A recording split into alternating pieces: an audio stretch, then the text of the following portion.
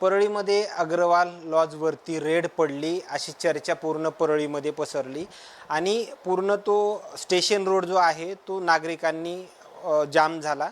Traffic जामचा देखील मोठा प्रश्न जो आहे तो त्या ठिकाणी निर्माण झाला. बाहेर पोलीस प्रशासनाचे कुठलेही अधिकारी नव्हते. मात्र तो प्रकार काय आहे यावर मात्र प्रश्नाचिन्ह जे आहे ते उपस्थित राहताना पाहायला मिळालं. मात्र अग्रवाल लॉजचे मालक स्वतः अग्रवाल सेठ माझ्यासोबत आहेत. सेठजी, काय तो प्रकार होता? प्रकार असा आहे, ॲक्च्युली अग्रवाल लॉज जी आहे ही नामांकित आस्थापना आहे गेल्या 50 वर्षापासून आणि आमच्या लॉजवरती किंवा माझ्यावरती असा एकही गुन्हा पोलीस स्टेशनमध्ये नोंद नाही आहे. आता आमच्या लॉजमध्ये आलेल्या प्रवाशांची आम्ही रीतसर नोंदणी करून कायदेशीर त्यांचे आधार कार्ड झेरॉक्स वगैरे घेऊन आणि त्याच्या आधार कार्ड त्यांच्या वयाची शहानिशा करूनच मग आम्ही रूम दिली जाते. आता आज झालं असं की एक मुलगी आणि तिचे वडील या दोघांना घेऊन पोलीस सहाय्यक अधीक्षक ऋषिकेश शिंदे साहेब आले होते आणि त्यांनी त्या मुलीला विचारलं की म्हणजे त्या मुलीनं एक कंप्लेंट दिली आहे पोलीस स्टेशनला 8 दिवसाखाली की 2024मध्ये आणि 2025मध्ये ती एका मुलासोबत आली होती. त्यावेळेस ती अल्पवयीन होती असं तिचं म्हणणं आहे आणि त्या मुलानं ते मुलगा आणि ती मुलगी तिथं राहिले होते रात्री.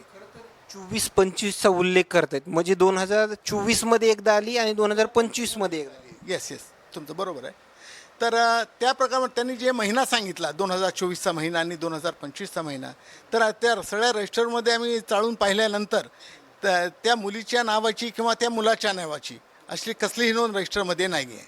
त्याच्यानं त्या मुलीला विचारलं की तुमची रजिस्टरवरती नोंद करताना कोण इसम इथं होता, तर आमच्याकडे जे मॅनेजर आहेत त्यांना समोर उभा केलं तर त्यांनी नकार दिला काय हाही नव्हता. दुसऱ्या मॅनेजरला विचारलं हाही नव्हता. मला विचारलं म्हणजे मी होतो का, तर ते म्हणले तुम्ही नव्हते. याच्यामध्ये चौकशीसाठी पोलीस प्रशासनाने तुमचे जे रजिस्टर आहेत ते जमा करून घेतले आहेत की नाही? हो, आमचे 2024चे आणि 2025चे असे 2 वर्षाचे रजिस्टर घेऊन गेलेले आहेत. कारण की त्या मुलीचे वडील म्हणले किंवा त्या मुलीला आठवत नाही नेमकं कोणत्या महिन्यात आली होती म्हणून. आणि तो जो मुलगा तिच्यासोबत आला होता असं त्यांचं म्हणणं आहे, तो सध्या फरार आहे. चौकशी दरम्यान कोण वरिष्ठ अधिकारी होते आपल्या लॉजवरती? पोलीस सहाय्यक अधीक्षक ऋषिकेश शिंदे साहेब ते आलेले होते. आता त्यांच्याकडे तक्रार वगैरे दाखल आहे की त्या मुलीच्या म्हणण्यानुसार खरं तर मोबाईल फोरेन्सिक लॅबची व्हॅन या ठिकाणी पाहायला मिळाली? ह्या सगळ्या गोष्टी कुठंतरी विचार करायला लावण्यासारख्या आहेत. नाही, त्याच्याबद्दल मला काही माहिती नाही. फॉरेन्सिक लॅब आली होती, कोण होते ते काही माहीत नाही. आणि मलाही काही अधीक्षक साहेब काही बोलले नाहीत मला, शिंदे साहेब. ते फक्त उद्या मला DYSP ऑफिसला सकाळी 11 वाजता बोलवलेलं आहे. तर तिथे गेल्यानंतरच माझं काय म्हणणं आहे ते मला मांडता येईल तिथं. आता ज्यावेळेस 2024-25मध्ये आली होती ती मुलगी अल्पवयीन होती असं काही सांगण्यात वगैरे येत आहे? असं त्यांचं म्हणणं आहे. पण ती आली होती का नाही आली होती ते आमच्या रजिस्टरमध्ये एंट्री नाही आहे. आणि दुसरी गोष्ट अशी, जर ती अल्पवयीन असली असती तर निश्चितच आम्ही रूम दिली नसती. आता तिथे आली होती का नाही होली हाच सर्वात मोठा प्रश्न आहे. ज्या ठिकाणी तुमच्या लॉजमध्ये ती आत्ता चौकशी दरम्यान ती थांबली होती ती म्हणजे खरं तर पीडित असून पीडित पत्रकारांच्या माध्यमातून आपली मागणी प्रशासनाकडं आपली मांडते किंवा मागणी करते मला न्याय मिळावा. मात्र ती पत्रकारांनाच व्हिडिओ वगैरे घेऊ नका, हे करू नका, ह्या सगळ्या गोष्टी तुम्हाला काय वाटतात?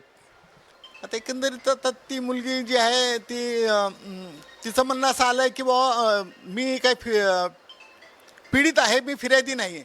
तर एक कायद्याच्या अनुषंगाने तिचा व्हिडिओ वगैरे काढायला नाही पाहिजे असं ती म्हणली.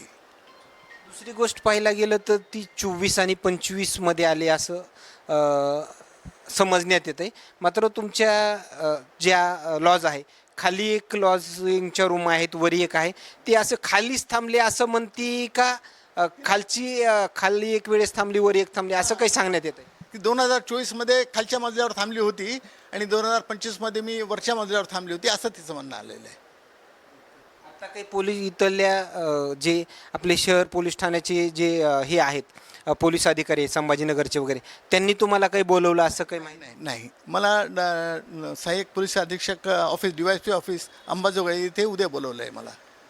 ते कुटुंब नेमकं कुठलं आहे? प्रॉपर परळीमधले का बीड जिल्ह्यातलं का जिल्ह्यातलं? आता उकळीच आहे म्हणे.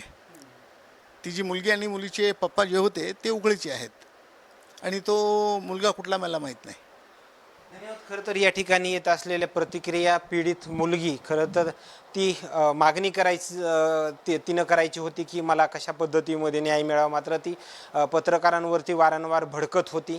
याचं कारण मात्र अद्यापही समजू शकलं नाही. मात्र DYSP आता या संदर्भात पोलीस प्रशासनाचे अधिकारी काय बोलतील का, हेही पाहणं तेवढंच महत्त्वाचं ठरणार आहे. मात्र ज्यावेळेस अग्रवाल लॉजवरती DYSP पूर्ण कार्यालयाच्या माध्यमातून टीम या ठिकाणी दाखल झाली, एक वेगळा गदारोळ जो आहे तो आपल्याला पाहायला मिळाला.